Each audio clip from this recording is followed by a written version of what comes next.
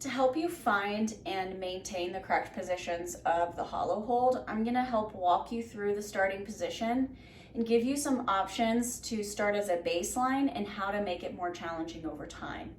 So we're going to begin laying flat on your back, hands just in front of you, and heels right over the hips.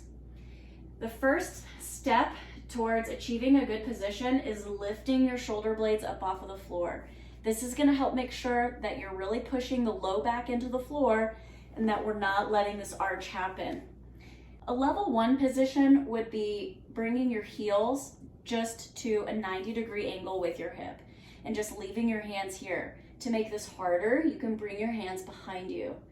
The next thing that you can do is extend your legs out, maintaining your hands at your side still. To make that harder, bring your hands behind you. And then lastly, lower your legs even more. Now this is where the clench of the butt is very necessary, feet together, and making sure this low back stays in contact with the floor. The last hardest position is to keep this chin neutral as your arms are behind you, maintaining the tight butt and the ribs pushing into the ground.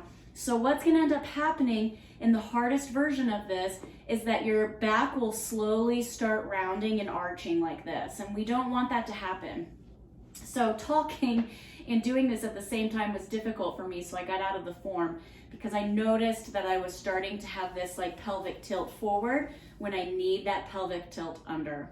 So for example, when you're in this most difficult version of the hollow, if you start arching like that, that is a bad position and we don't want to be there.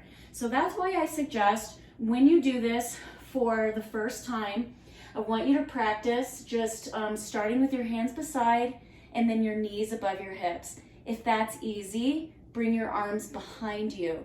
But we want the shoulder blades up off of the floor. So it's very common to have the shoulder blades start falling and we then begin arching.